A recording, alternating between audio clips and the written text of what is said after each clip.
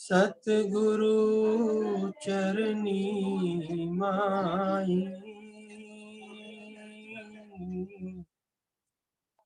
मंगत सतगुरु भेंट से, फिर गर्भ नहीं आई। बार बार करूं वंदना, सतगुरु चरनी माई, मंगत सतगुरु भेंट से, फिर गर्भ नहीं आई। ओम ब्रह्म सत्यम सर्वदा। सभी माताओं को, प्रेमियों को सादर ओम ब्रह्म सत्यम सर्वदा। सभी को सादर प्रणाम। मनोज जी, आवाज सही आ रही मेरी? आवाज सही आ रही मनोज जी? आवाज नहीं आ रही आपकी? हाँ जी, हाँ जी, आपकी आवाज आ रही है। ठीक ठीक ठीक।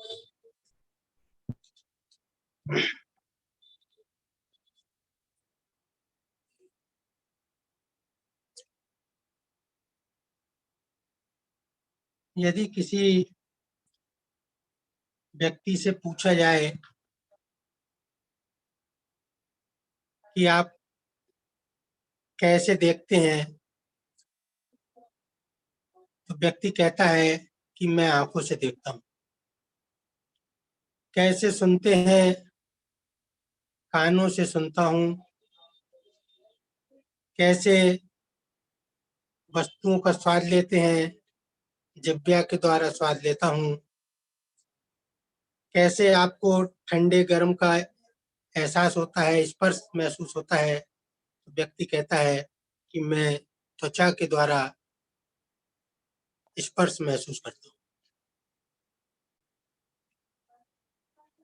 आंखों के द्वारा देखने के बाद, कानों के द्वारा सुनने के बाद, अपनी अपनी ज्ञानेंद्रियों का जो भी विषय है, प्रत्येक ज्ञानेंद्रिय उस विषय को ग्रहण करती है। लेकिन इसके बावजूद कई बार ऐसा सुनते हैं कि व्यक्ति सुन रहा है और सामने कहता है कि तुमने सुनकर भी अनसुना कर दिया, देखकर भी अनदेखा कर दिया। तो जब कोई व्यक्ति ये कहता है कि आपने सुनकर अनसुना कर दिया, देखकर अनदेखा कर दिया, तो उस स्थिति में आंखें खुली होती हैं जो देखने का कार्य कर रही हैं, कान भी खुले हैं जो सुनने का कार्य कर रहे हैं। लेकिन इसके बावजूद ऐसा क्या होता है कि सुनने के बाद अनसुना हो जाता है और देखने के बाद अनदेखा हो जाता है? तो जब ऐसी स्थिति होती है तो फिर सामने वाला कहता है कि भाई ध्यान से सुनो, ध्यान से देखो, जो भी इंद्रियों का विषय है उस पर अपना ध्यान केंद्रित करो, तब उस इंद्रिय से संबंधित जो विषय है उसका सही अनुभव होगा। अब यहाँ पर कहते हैं इंद्रियां वही है, कोई बंद नहीं की, ना कान बंद किए, ना आंखें बंद की। लेकिन उसके बाद भी ऐसा शब्द इस्तेमाल किया जाता है कि ध्यान से देखो, ध्यान से सुनो। क्यों कहा गया कि कान खुले होने के बावजूद हमने नहीं सुना, आंख खुली होने के बावजूद हमने नहीं देखा? तो यहाँ पर एक ऐसी क्या चीज बीच में आई कि हम तो कहते थे आंख से देख रहे हैं, लेकिन सामने वाला कह रहा है कि भाई ध्यान से देखो। हमारा ये अनुभव था कि हम कान से सुन रहे हैं, कान खुले थे लेकिन हमने नहीं सुना, और सामने वाले ने कहा कि भाई ध्यान ध्यान से सुनो। तो इसका मतलब कि कान सुनने का कार्य तो करते हैं, आंख देखने का कार्य तो करती है, लेकिन इसके पीछे, इस ज्ञान इंद्रिय के पीछे एक इंद्रिय और है जिसके बल से ये ज्ञान इंद्रिय सुनने का, देखने का, सूंघने का, स्वाद अनुभव लेने का कार्य करती है। तो हम लोग केवल यहीं पर खड़े रहते हैं कि हम, यदि कोई हमारे बारे में पूछता है, हमारा परिचय पूछता है, तो केवल हम शरीर तक ही सीमित रह के उसको अपना परिचय देते हैं, शरीर को ही अपना स्वरूप समझते हैं। लेकिन एक ये छोटी सी चीज है जो केवल इतनी बात से हमको ये सचेत करती है कि तुम केवल ये शरीर तक सीमित नहीं हो।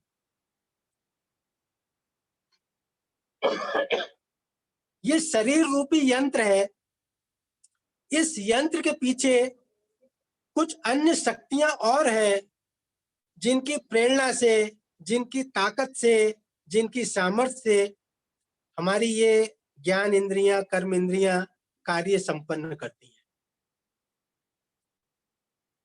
तो ऐसी वो और कौन सी शक्तियां हैं जो हमको इस देह से ऊपर उठाती हैं, हमको अपने इस देह से ऊपर होने का बोध कराती हैं? महाराज जी की वाणी ग्रंथ श्री समता प्रकाश से कुछ अंश दास ने लिए हैं, वो आपके सामने दास रख रहा है। कह रहे हैं, उठ पर भांति करो विचार, आत्म तत्व का निर्णय था। हमने केवल निर्णय कर रखा है कि हम केवल शरीर हैं, और सारा जीवन हम अपने जीवन को देख लें, क्रियाकलापों को देख लें जीवन के, कि केवल अपने को ये देह जानकर ही, शरीर जानकर ही सारा कर्म करते रहते हैं, देह को ही अपना स्वरूप समझते हैं, और इसी को स्वस्थ बनाए रखने के लिए, इसी को जीवित रखने के लिए, इसी को सुख पहुंचाने के लिए सारे जीवन का हमारा कर्म होता है। लेकिन सत्पुरुष कह रहे हैं कि तुम वास्तव में देह नहीं हो। तुमने जो अपने को देह मान रखा है, ये केवल एक अज्ञानवश, अविद्यावश, भ्रमवश अपने को देह मान रखा है। तुम्हारा वास्तविक स्वरूप इस देह से ऊपर है। उसी के लिए वाणी कह रही है, झूठ देही में अंध भरमाया। जीव को, जो लोग शरीर को ही अपना स्वरूप समझते हैं, उसके लिए वाणी शब्द इस्तेमाल कर रही है, अंध भरमाया। झूठ देही में अंध भरमाया, आत्म तत्व का नहीं निर्णय पाया। आत्म तत्व अजर अविनाशी, घट घट व्यापक नित्य प्रकाशी। ये वास्तव में शरीर नहीं है, तू आत्म तत्व है। वो आत्म तत्व का क्या स्वरूप है? अजर है, वो जन्म मृत्यु से रहित है, अविनाशी है। अब हम देखें कि किस तरह हमें छोटा सा अनुभव हो, जो दास ने रखा कि हम शरीर को ही स्वरूप समझ रहे हैं, लेकिन शरीर सामने बैठा है, कान खुले हैं, आंखें देख रही हैं, सब चीज एज इट इज है, लेकिन उसके बावजूद कोई ऐसा तत्व है जो शरीर से ऊपर है। लेकिन वो तत्व अगर कान को सपोर्ट नहीं कर रहा है तो कान नहीं सुन रहा है। कान खुले हुए हैं लेकिन ध्यान नहीं है कान पर, तो कान नहीं सुन रहा है। तो कह रहे हैं, आत्म तत्व अजर अविनाशी, घट घट व्यापक नित्य प्रकाशी। देह सर जीवे तिस प्रकाश, आप नियारा पुरख अविनाश। ये देह जो है वास्तव में उस आत्म तत्व से जो पीछे शक्ति है, ईश्वरीय शक्ति है, उसके कारण ये देह सरजीव है, उसके कारण ये देह सरजीवित है। हम समझते हैं ये जो मशीन चल रही है इसके कारण हमारा जीवन है, लेकिन ये मशीन किस शक्ति से चल रही है? जिस शक्ति से ये मशीन चल रही है वो आत्म शक्ति है, वह चेतन शक्ति है, वह ईश्वर की शक्ति है। कह रहे हैं कि देह सर जीवे तिस प्रकाश, आप नियारा पुरख अविनाश, झूठ देही संग आपा पाई। हमारे संग क्या धोखा हो रहा है कि हमने झूठ देही के संग आपा मतलब एक हो गए, झूठ देही को ही अपना स्वरूप समझ लिया। कह रहे हैं झूठ देही संग आपा पाई, देह के भोग में आबे जाए। और जब इस झूठ देही के संग आपा मान लिया, अर्थात इसी को अपना स्वरूप समझ लिया कि ये देही मैं हूं, तो फिर हुआ क्या? फिर हमारे जीवन का आधार इस देह के सुख ही हो गए और हम सारा जीवन इस देह को सुख प्रदान करने के लिए सारा जीवन कर्म करते हैं। तो कह रहे हैं कि देह मिथ्या सत आत्मा, निर्मल सुनो विवेक, मंगत आत्म खोजना, मन की हरे बिखे। तो ये सारा जो ईश्वर भक्ति का विज्ञान है, ये वास्तव में हमको इस भ्रम से, इस अज्ञान से छुड़ाने के लिए है। कौन सा भ्रम और अज्ञान? कि हमने देह को ही अपना स्वरूप मान लिया कि मैं देह हूं, और इसी को स्वरूप मान के जो मेरा सत स्वरूप था, जो मेरा चैतन्य स्वरूप था, मैं उसको भूल गया। उसी के लिए सारा विज्ञान है, सारे शास्त्र ऋषियों ने लिखे। यहाँ पर जब हमारा ये अनुभव हुआ कि हमने देखा कि ऐसी कौन सी शक्ति पीछे है जिसके कारण आंखें देख रही हैं, कान सुन रहे हैं, प्रत्येक ज्ञान इंद्रिय अपना अपना काम कर रही है, प्रत्येक कर्म इंद्रिय अपना अपना काम कर रही है। ऐसी कौन सी शक्ति है? उसको जानने के लिए एक उपनिषद में एक प्रसंग आता है जहां पर शिष्य अपने गुरु से प्रश्न करते हैं। वहां लिखते हैं केन एसितम पतति प्रेषितम, केनेसितम पतति प्रेषितम मनः, केन प्राणः प्रथमा प्रैति युक्ता, केने सिताम वाचमिमाम वदन्ति, चक्षु श्रोत्रम काउ देवो युनक्ति। अर्थात किसके द्वारा स्फूर्ति पाकर मन प्रेषित होता है, किसके द्वारा स्फूर्ति पाकर मन प्रेषित होता है। अभी हम ये देख रहे थे, अभी हम ये बात नहीं समझ पा रहे हैं कि मन कैसे कार्य करता है, लेकिन अभी हमने इतना देखा कि कान कैसे कार्य करते हैं। केवल ये शरीर रूपी मशीन तक काम नहीं करता कान, इस मशीन के पीछे, कान इंद्रिय के पीछे जब तक मन काम नहीं करता है, और मन हम जानते हैं कि शरीर का कोई अंग नहीं है, लेकिन उसके बावजूद इसका इतना महत्व है कि शरीर के अंग जो कान है, आंख है, जब तक ये मन पीछे कार्य ना करे तब तक ये अंग कार्य नहीं करते, ये इंद्रियां कार्य नहीं करती। तो इसलिए वो शिष्य अपने गुरु से पूछ रहे हैं कि किसके द्वारा स्फूर्ति पाकर मन प्रेषित होता है, मन कार्य करता है, और किसके द्वारा स्फुरित होकर प्राण चलता है। देखिए, हम सोचते हैं कि शरीर में प्राण, फेफड़े श्वास ले रहे हैं तो शरीर चल रहा है, हार्ट पंप कर रहा है, ब्लड की सप्लाई कर रहा है, तब शरीर चलता है। लेकिन ये नहीं सोचते कि क्या हम कोई ऐसा यत्न करते हैं कि हमारा हृदय चले, हम कोई ऐसा यत्न करते हैं कि हमारे फेफड़े श्वास लें। सब ऑटोमेटिक किसी सत्ता के द्वारा शक्ति प्राप्त करके, कोई पीछे से इसको शक्ति दे रहा है, तब ये अपना कार्य कर रहे हैं। तब वो ये शिष्य पूछ रहे हैं कि ऐसी कौन सी शक्ति है इनके पीछे जिनके द्वारा मन प्रेरित होता है, मन स्फुरित होता है। ऐसी कौन सी शक्ति है जिसके द्वारा प्राण संचालित होते हैं। ऐसी कौन सी शक्ति है जिसके द्वारा क्रियाशील होकर लोग वाणी को बोलते हैं, अपने आप वाणी उठती है? और कौन सी ऐसी शक्ति है जो कानों और चक्षुओं को अपने अपने विषयों के अनुभव में लगाता है? ये शिष्य ने गुरु से प्रश्न किया। अब देखिए शिष्य क्या बड़ा गंभीर विषय है।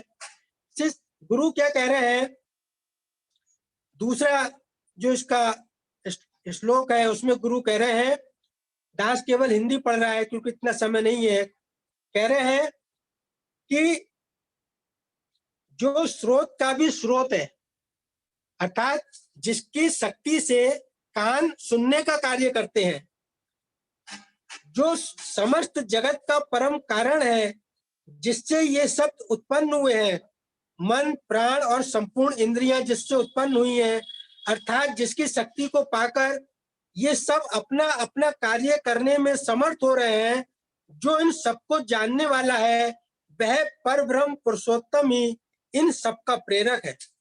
उसे जानकर ज्ञानी जन जीवन मुक्त होकर इस लोक से प्रयाण करने के अनंतर विदेह मुक्त हो जाते हैं, अर्थात जन्म मृत्यु से सदा के लिए छूट जाते हैं। अब देखिए ग्रंथ श्री समता विलास में महाराज जी ने जब ये भूत प्रेत पितर की सिद्धांत लिखा, उसमें लिखा कि संसार में हर एक चीज का वजूद दो ताकतों से बना है। हम सब जानते हैं, जब शरीर रचना का हम विज्ञान देखते हैं तो वहां पर लिखा कि शरीर 5 तत्वों से बना है, पृथ्वी जल वायु अग्नि आकाश, और इसमें 3 तत्व और जुड़ गए। वो तत्व कौन से हैं? उन्होंने कहा बुद्धि मन और अहंकार।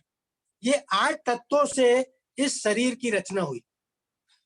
लेकिन ये सारे तत्व, सब शास्त्र कहते हैं कि ये सारे तत्व जड़ तत्व है, अर्थात आप इन तत्वों को अलग करके देखिए, जिन तत्वों से शरीर बना, पृथ्वी जल वायु अग्नि आकाश, ये प्राकृतिक तत्व है और ये सब जड़ तत्व है। संसार में हर एक चीज का वजूद 2 ताकतों से बना है, यानी चेतन और जड़। जड़ यानी प्रकृति। ये 5 तत्व प्राकृतिक तत्व हैं, ये 8 तत्व, ये सब जड़ तत्व है। लेकिन जब इसमें चैतन्य तत्व मिलता है, वो चेतन तत्व क्या है? वो चेतन तत्व गुरुदेव ने बताया, जब प्रेमी ने प्रश्न किया महाराज जी चेतन तत्व के बारे में, तो गुरुदेव कह रहे हैं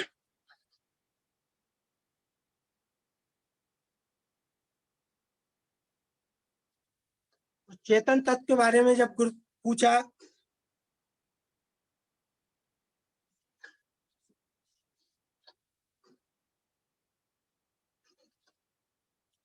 महाराज जी ईश्वर क्या है,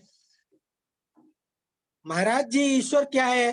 तो कह रहे हैं प्रेमी, कुल कायनात संसार में जो जीवन शक्ति चेतन सत्ता है।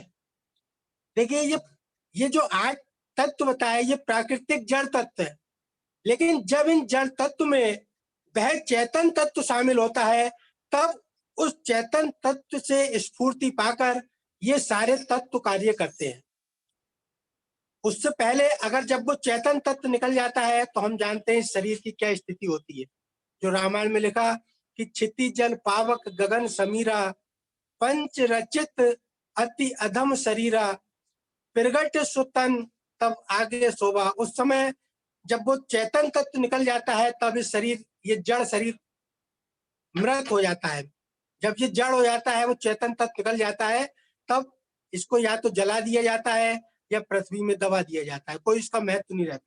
तो ये जड़ तत्व जो है केवल उस जीवन शक्ति चैतन्य सत्ता के कारण ये कार्य करते हैं। यही गुरुदेव कह रहे हैं कि प्रेमी, कुल कायनात में जो जीवन शक्ति चेतन सत्ता है, जिस करके हर वजूद जिंदा है, उसे ईश्वर कहते हैं।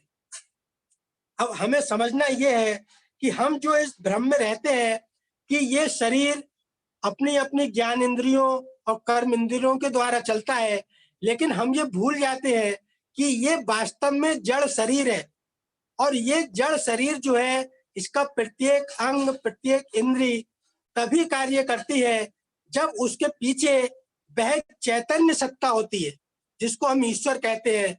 वही मेरा वास्तव में स्वरूप है। जो वाणी कह रही है कि जड़ देही को करे सर्जित। जो जड़ देही है, जो 5 तत्वों की बनी, इसको जो सर्जीवित करता है, जो चैतन्य तत्व है, जिसको ईश्वर कहते हैं, कह रहे हैं जड़ देही को करे सर्जित, सो ही तेरा रूप पुनीत। तेरा वास्तव में स्वरूप वो है जो चैतन्य है, जिसके कारण ये देह सर्जीवित हो रही है। लेकिन हम दुर्भाग्यवश क्या करते हैं, जिसके कारण ये देह चल रही है, जिसके कारण ये जीवित है, हम उस तत्व को तो इग्नोर कर देते हैं, उसको भूल जाते हैं, और जो अपने जीवन की सारी शक्ति है, जो चैतन्य सत्ता है, उसकी ओर ध्यान नहीं देते, जिसके कारण ये देह जीवित है। और उस चैतन्य सत्ता को व्यय काय में करते हैं, इस जड़ शरीर के सुखों में, इस जड़ शरीर को बनाए रखने। ये जीव का सबसे बड़ा अज्ञान और धोखा है। इसी कार्य के लिए कि वास्तव में पुनः अपने स्वरूप को जीव प्राप्त हो, अपने चेतन स्वरूप को जाने, इस झूठ देही के मोह से छूट जाए, इसके लिए वास्तव में ये ईश्वर भक्ति का विज्ञान। तो कह रहे हैं कि अपने रूप की करो संभाल। जो तेरा वास्तव में रूप है, उसकी संभाल करो। अपने रूप की करो संभाल, दुर्मत काट देही का जाल। जो देही के जाल में हम फंस गए हैं, ये दुर्मत है, अज्ञान है, मूर्खता है। इस अज्ञानता को और मूर्खता को हमको काटना चाहिए। तो जिस शक्ति से वास्तव में ये देह सर्जीवित है, उसी के लिए वो कह रहे हैं कि रामायण में लिखा कि विषय करण सुर जीव समेता। हम सारा जीवन जो हमारा केंद्र है, ये बार बार दास इसलिए कह रहा है कि हम केवल एक ही कार्य में संसार के सुख को मानकर संसार को इकट्ठा करते हैं, और वो हमारी धारणा क्या है कि बस मैं शरीर को अधिक से अधिक सुख दे दूं, अधिक से अधिक भोग प्राप्त कर लूं, अधिक से अधिक शरीर का ही जो कुछ है वो शरीर पर ही केंद्रित है। शरीर है तो मैं जिंदा हूं, शरीर है, शरीर के सुख है तो मेरा सुख है, शरीर बना है, शरीर का नाम है तो मेरा नाम है, जिससे कोई आपका संबंध नहीं है इस शरीर से। लेकिन अज्ञानता के कारण वो कह रहे हैं कि विषय करण सुर जीव समेता, सकल एक ते एक सचेता। सब कर परम प्रकाशक जोई। इन सब चीजों को जो प्रकाशित कर रहा है, इस देह को जो प्रकाशित कर रहा है, इस देह की इंद्रियों को जो प्रकाशित कर रहा है, जिसके कारण जो प्रत्येक इंद्रिय अपना काम कर रही है, वो कह रहे हैं राम अनादि अवधपति सोई। वो जो ईश्वर है जिसको राम कह रहे हैं, वह अनादि, जिसका आदि ना अंत है, जो अजन्मा है, सनातन है। वो कह रहे हैं इस शरीर को जीवित रखने का, इस शरीर के सब अंग जो कार्य कर रहे हैं, इसकी जो इंद्रियां कार्य कर रही हैं, जिससे मन स्फूर्ति पर प्राप्त कर रहा है, जिससे मन प्रेरित हो रहा है, जिससे प्राण प्रेरित हो रहे हैं, जिससे बुद्धि प्रेरित हो रही है, वो सब केवल एक ईश्वर है। वो कह रहे हैं जगत प्रकाश से प्रकाशक राम। ये सारा जगत का जो प्रकाश है, वो प्रकाश किसका है? प्रकाशक रामू। उसके पीछे ईश्वर का प्रकाश है, जिसको राम कहा, उस चैतन्य तत्व का प्रकाश है। वो जो चैतन्य सत्ता है वही ईश्वर है। बार बार हम सुनते हैं जब ईश्वर का स्वरूप बताया कि ईश्वर अंश जीव अविनाशी चेतन अमल सहज सुखराशि। उसका ये गुण है, चेतन अमल सहज सुखराशि। तो उसी के कारण ये शरीर प्रकाशित हो रहा है। कह रहे हैं जगत प्रकाश प्रकाशक रामू, मायाधीश ज्ञान गुणधाम। वो इस संसार की जो माया फैली हुई है, इसका मायापति वही है। जासु सत्यता ते जड़ माया, भास सत्य एवं मोह सताया। और अंत में एक महत्वपूर्ण चीज और है, क्योंकि हम इसी पर रहते हैं, ठीक है, उसका प्रकाश हो रहा है, लेकिन सुनने के लिए कान तो जरूरी है, देखने के लिए आंख तो जरूरी है। भले ही उसका प्रकाश पीछे है, लेकिन इस अंगों का भी तो महत्व है। हम यहाँ पर आ जाते हैं कई बार सुनकर, लेकिन यहाँ पर इस रहस्य को भी उजागर किया कि वह जो सत्ता है, जो चेतन तत्व है, जो आत्म तत्व है, जो ईश्वर की शक्ति है, वो केवल तुम्हारे जो जिनको हम ये अपनी ज्ञान इंद्रिय और कर्म इंद्रिय कहते हैं, यहाँ तक सीमित नहीं है। ये सारा संसार उसकी रचना है। उसके लिए बोलने के लिए मुंह की जरूरत नहीं है। उस ईश्वर तत्व को, उस चेतन तत्व को देखने के लिए आंखों की जरूरत नहीं है। उसको बोलने के लिए वाणी की जरूरत नहीं है। उसको सुनने के लिए कानों की जरूरत नहीं है। तो यहाँ पर उसका वर्णन किया। वो क्या कह रहे हैं उस ईश्वर के बारे में, राम के बारे में कह रहे हैं कि बिनु पग चलई सुनई बिनु काना। देखिए क्या शास्त्र रहस्य बता रहे हैं हमको, और ये हम सबका अनुभव है। क्या कि बिनु पग चलई सुनई बिनु काना, वो बगैर पैरों के चलता है, कानों के बिना सुनता है, और कर बिनु कर्म करई विधि नाना, बगैर हाथों के अनेक प्रकार के कर्म करता है वह ईश्वर। आनंद रहित सकल रस भोगी, आनंद कहते हैं मुख को, बगैर मुख के संसार के सारे रसों को वो भोगता है, ग्रहण करता है। और बिनु वाणी बक्ता बड़ जोगी, बगैर जिब्या के, बगैर मुख के वो वक्ता बड़ जोगी, बहुत सारे शास्त्रों की रचना करता है, बगैर मुख के वो बोल सकता है। और कह रहे हैं कि तन बिनु परस नयन बिनु देखा, बगैर आंखों के देखता है। ये शास्त्र की बात है, दास की नहीं। तन बिनु परस नयन बिनु देखा, ग्रहे घ्राण बिनु बास असेखा, और बगैर नाक के वह सूंघता है, ग्रही घ्राण बिनु। असी सब भांति अलौकिक करनी, महिमा जासु जाई नहीं भरनी। इस प्रकार उसकी अनेक अलौकिक करनी है, उसकी महिमा का बयान नहीं हो सकता। अब ये बड़े रहस्य की बात हमको बता दी। मैं तो समझता था कि बोलने के लिए मुंह जरूरी है, सुनने के लिए कान जरूरी है, देखने के लिए आंख जरूरी है।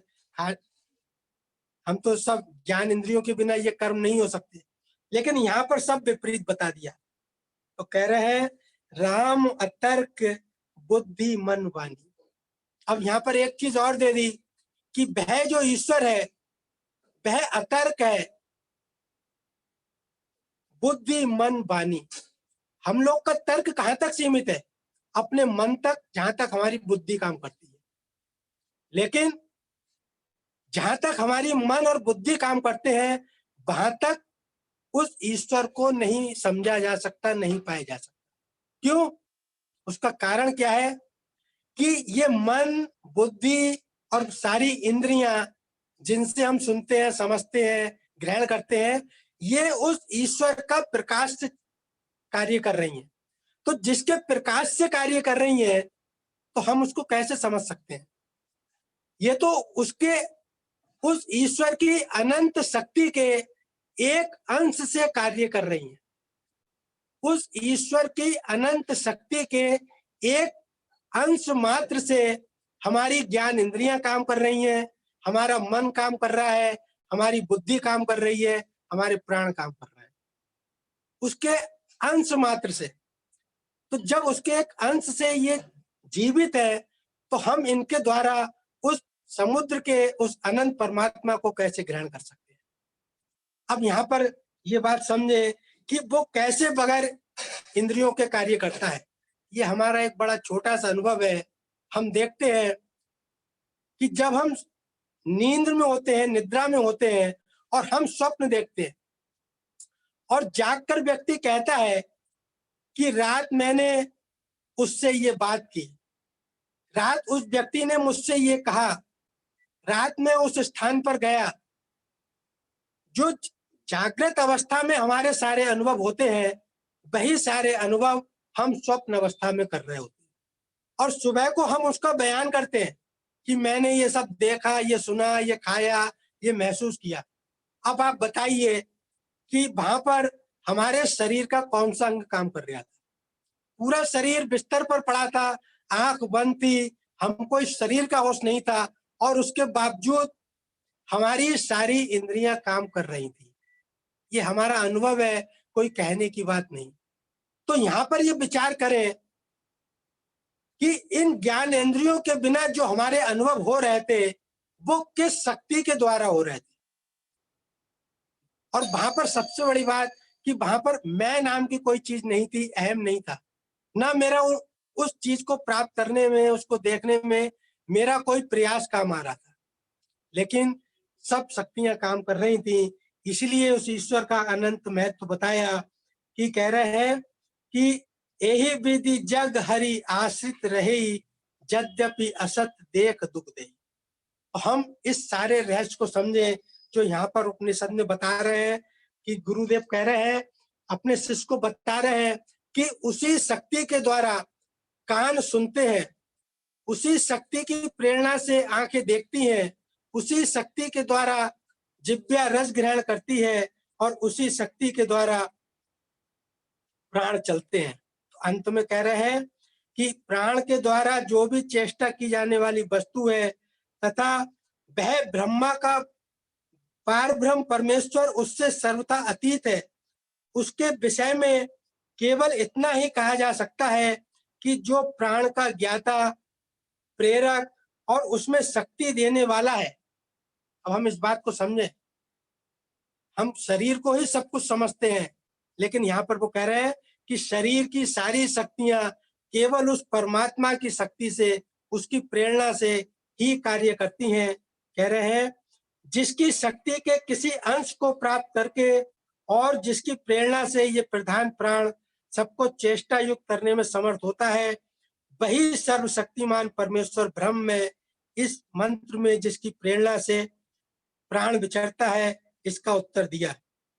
मन बुद्धि आदि से अतीत परब्रह्म परमेश्वर के स्वरूप को सांकेतिक भाषा में समझाने के लिए गुरु ने उसको ज्ञाता, शक्ति प्रदाता, स्वामी, प्रेरक, यही हम इसको समझे कि वास्तव में जिसके द्वारा ये शरीर संचालित हो रहा है, जिसके द्वारा शरीर की सब ज्ञान इंद्रियां, कर्म इंद्रियां कार्य कर रही है, जिसके द्वारा प्राण, मन, बुद्धि कार्य कर रहे हैं, जीव सरजीवित है, वही वास्तव में ईश्वर है और वही मेरा स्वरूप है। उसी स्वरूप को जानने के लिए ये मनुष्य का जन्म मिला है, और उसी स्वरूप को जानने के लिए संतों ने सत्संग एक माध्यम बनाया है। ओम ब्रह्म सत्यम।